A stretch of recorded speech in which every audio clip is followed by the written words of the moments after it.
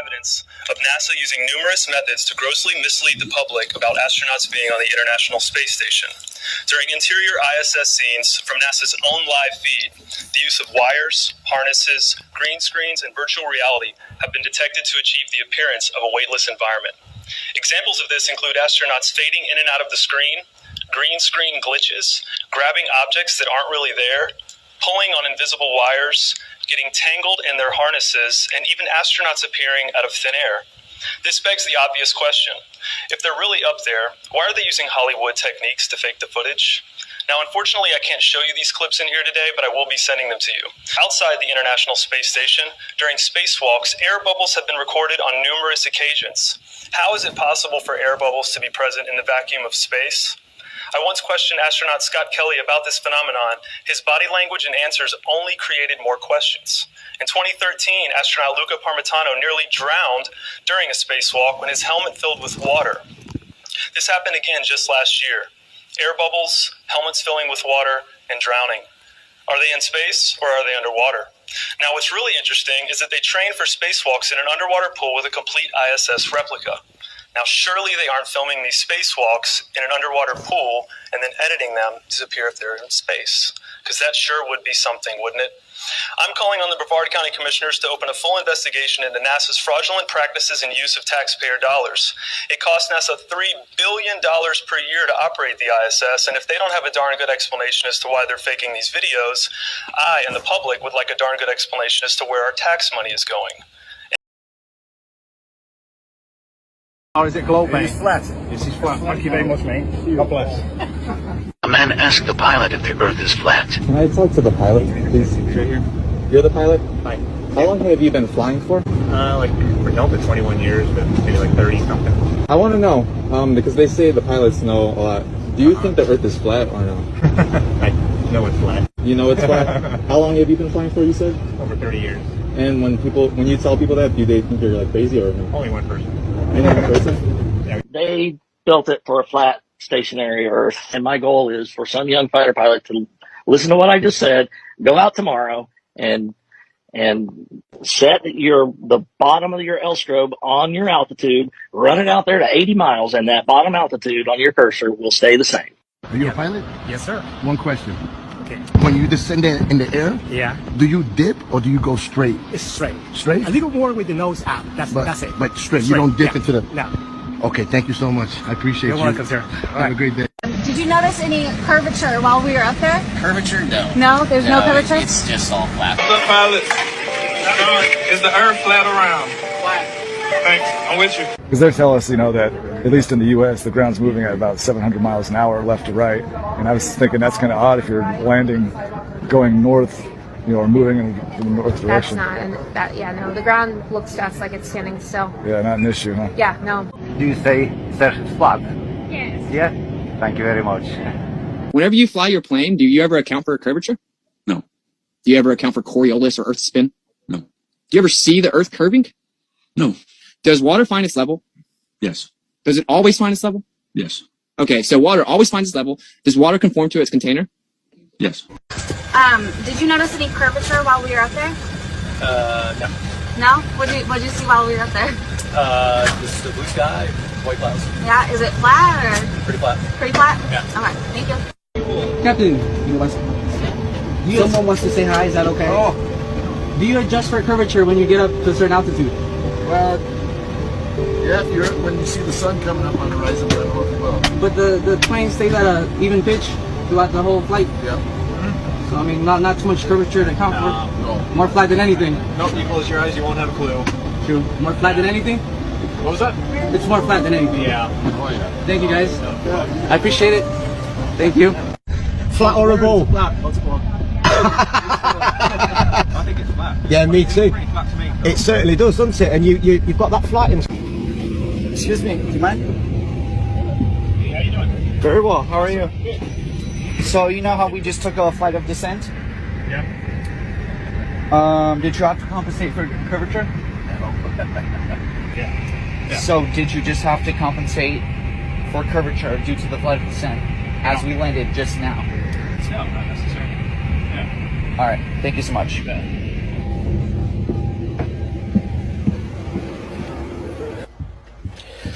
So the pilot just told me that the Earth is flat. Hey, I just want to say thanks for the smooth flight. Great. I did have one question. Is there like a specific angle of downward tilt you have to fly at? 3 degrees. 3 degrees for the curvature of the Earth? Oh, for the Earth? Because, Yeah, we just fly over the troposphere. Really? Yeah, But yeah. do you have to keep like kind of going down because... No, we actually have to nose up. It flies. Yeah. Really? Because I was reading some stuff on the flat Earth that made a lot of sense. Have you looked into it? Which one? I was reading a lot of stuff on the flat Earth. Okay, yeah. True. It's true? Yeah. Okay, Yeah. all right, cool. All Hey, right. God bless, brother. All right. Have a good one. You too. I'm a fellow, Casey Josh, I'm a fellow just PPL, pilot here. Yeah, nice. I've got a couple of serious questions to ask you. Okay, here we go. Yeah, there's a big time. Curvature. Curvature? Yeah. Yep. We don't allow for curvature, do we? For anything, not you usually. No, we're round, we're a disc, aren't we? Round and flat. Yeah. Sorry. Hey, look, honestly, quite seriously, Yeah. we are, aren't we? Yeah. Pregunta controversial. Hay un debate ahora, en YouTube especialmente, en el que las personas se cuestionan que si la curvatura de la Tierra es observable o no es observable. No, a las alturas que vuelan estos aviones. Usted no va haciendo ningún ajuste, va como si fuera parejito, sobre terreno. No, sí tiene unos 2 grados más alto que normal, depende de lo que del caso del avión. Ok, la nariz va hacia arriba. Sí. Pero no tienen que buscar la curvatura. No, vuelan como si fuera sobre un plano. Sí, es lo que trata de hacer el avión. Bueno, muchas gracias, capitán. Mucho gusto. Ok, sigue bien. Hasta luego.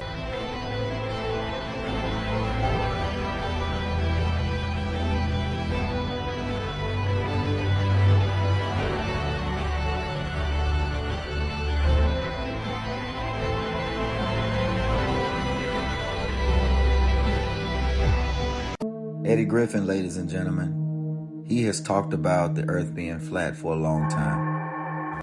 Let's get into it. He wants to go to outer space. Just like every other billionaire. I need to go to outer space. What's out in outer space? Why are y'all trying to go out there? And they never make it. The rocket ship hits the firmament, and the firmament stops it. Ain't nobody been to the moon. Ain't nobody been outside this giant cage that we're trapped in. The firmament is real. This is why rocket ships take off and they start shooting at an angle. They'll scrape the firmament and they always land in the ocean. Then they shoot some grainy film that they were on the moon. It scraped the surface of the firmament, landed. It's all in one day, but the landing is like a week later. But that's when they show it. All the shit happened in one day. There's no satellites out there either, nigga. There's no satellites. You know, rockets, they have so many compartments that break off when you go. So how does the ship the same when it lands? Yeah. Same as it takes off. Or even the satellite. No, there's no satellites. They are hanging satellites in the firmament. This is a GPS system. And that's the permanent GPS system. They call it space. But the space between Earth and God is called the firmament. And until he opens that up, it's going to be continued. Firmament. That's called the firmament. It's in the Bible. Nothing will get through the firmament.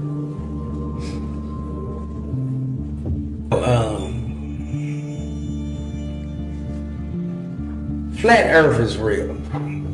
Right? The world is not round. If it was, I could disprove this many times, but anyway. There's an ice wall around our three-dimensional world called Earth that lays on a two-dimensional plane. Right? But we're trapped in the center on this planet in an ice wall. It may be hard to see tonight, but we are all standing under a glass ceiling right now. In fact, all action cameras come standard with these lenses. The definition of a fisheye lens is an ultra-wide-angle lens that produces strong visual distortion to create a wide, panoramic, or hemispherical image. When this lens is arranged sort of straight onto the horizon, it doesn't have any weird curvature or distortion. It just looks ultra wide. There might be a little bit of distortion on the edges, but it looks just super wide. Whenever you start to tilt it upwards or downwards, that's where you get the curvature distortion. So if you tilt the lens upwards in relationship to the horizon, it's going to kind of curve up and create a bowl type effect. If you tilt it downward, it's going to create a sphere or a kind of an orb type effect. By now, everyone's got to know, NASA is the #1 consumer of helium annually every year. They consume about 75 million cubic feet. Where is all this helium going? Oh, they're admittedly launching satellites with balloon technology. I know, it's hard. It's hard to not believe that metal the size of cars are just being dropped off in a space vacuum and doing magical geodesics and geostationary orbits and polaral orbits. I know it's hard, but delete all of that from your brain. It doesn't exist. Everything that goes up must come down unless there is a force acting upon it to keep it in the sky, such as helium. Here's another picture of NASA launching another satellite with a huge helium balloon.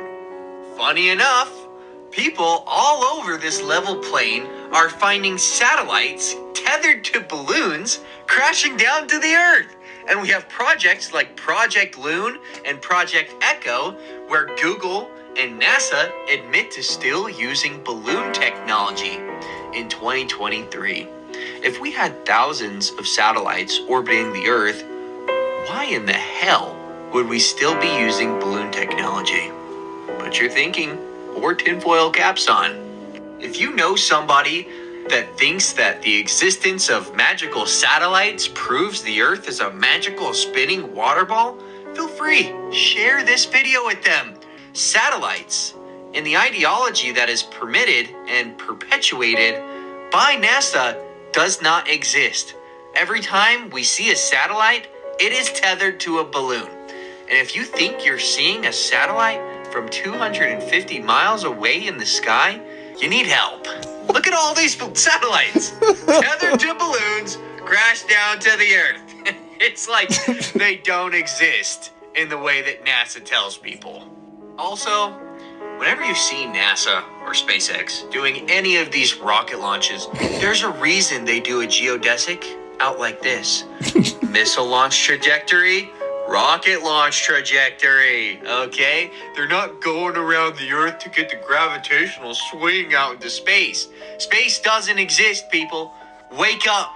A vacuum of 10 to the negative 17 torr cannot coexist next to a high-pressure system like our atmosphere without a container.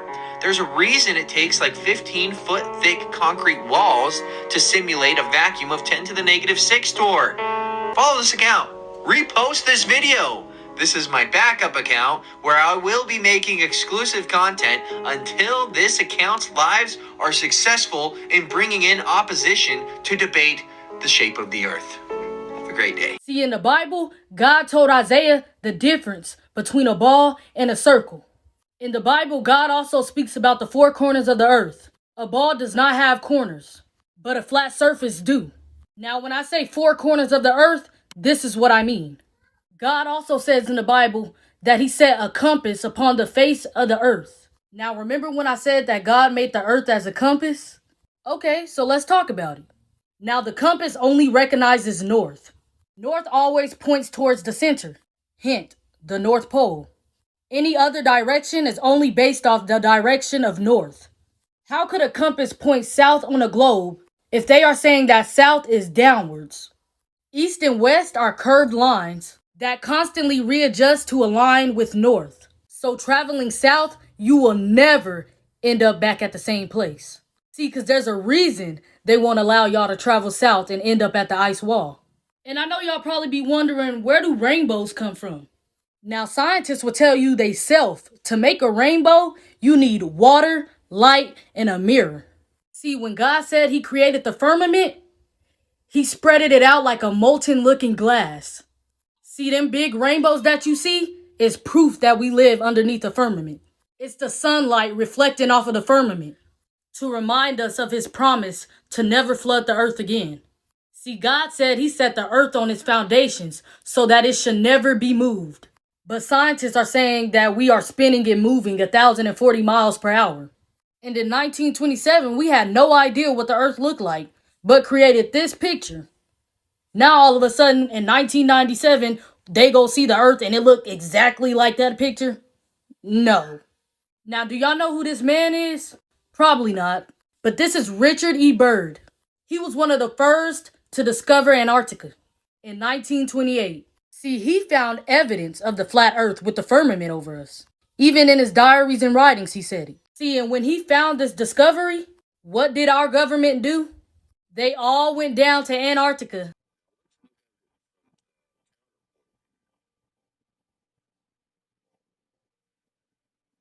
See, what I need y'all to know is that the sun and the moon are actually closer than what they are telling y'all. The sun and the moon are inside the firmament with us.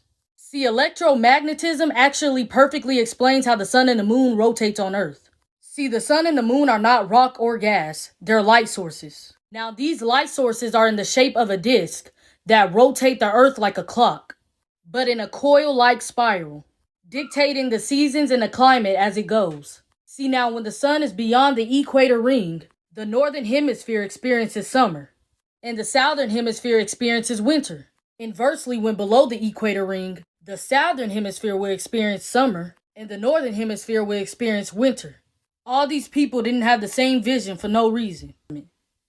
When God said he created the earth, I'm pretty sure he would have said, I created Saturn, Mars, Neptune, and Venus. He calls those wandering stars. Why do you feel so strongly that the earth could not be flat? If you're honest with yourself, you can understand that the only reason you feel this way is because you have been conditioned to. None of us have been off this earth and been into space.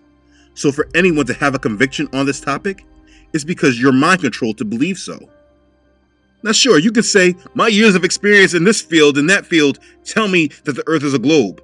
But it is always important to review the origin of our thoughts and the ideas that have conditioned us or supported a way we think today. The origin of many of our thoughts are hard to pinpoint, but if you truly try to engage in critical thought about a subject, you can many times go back to the past, to all the different influences that you found have made you think the certain way that you do.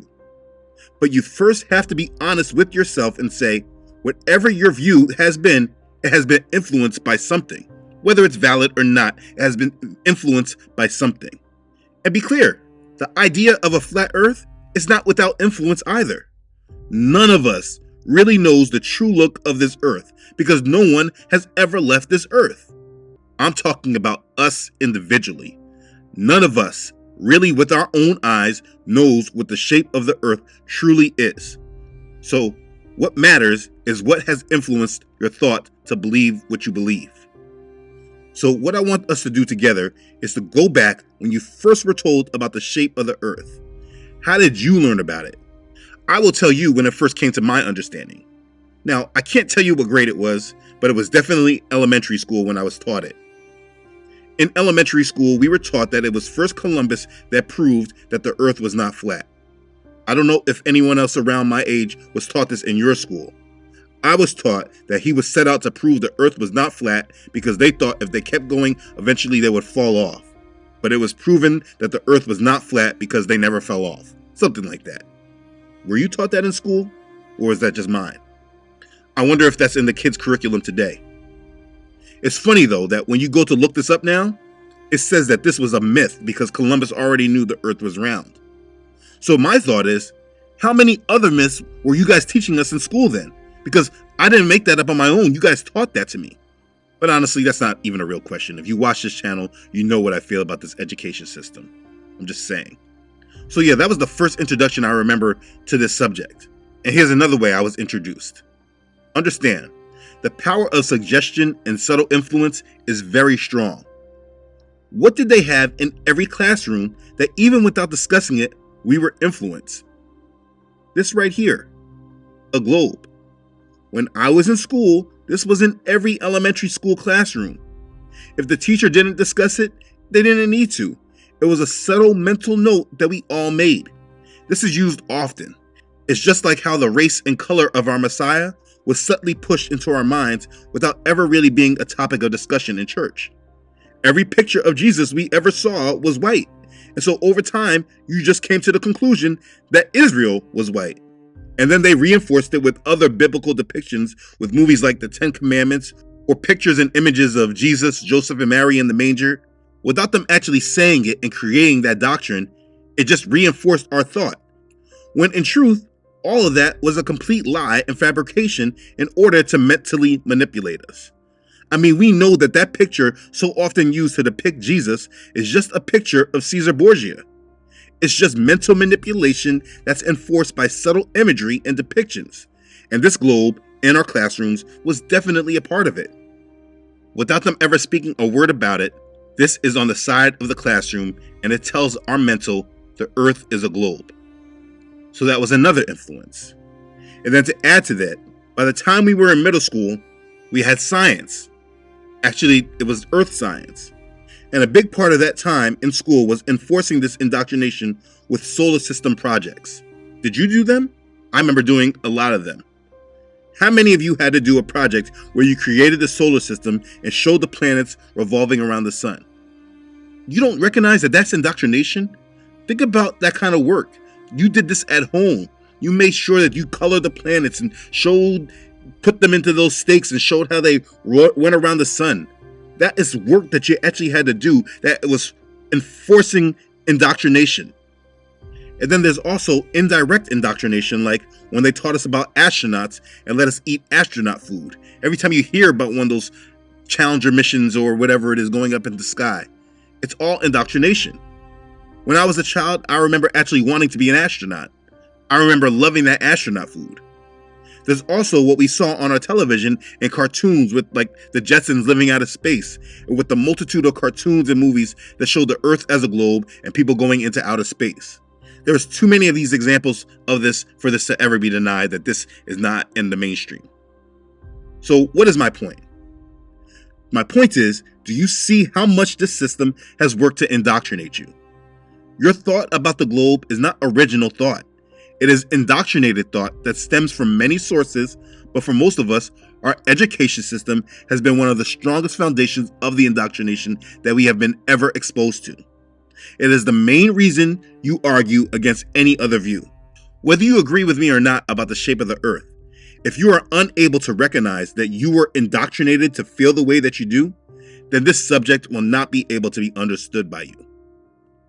Think of all the other things that are unbiblical that we have been conditioned to believe in.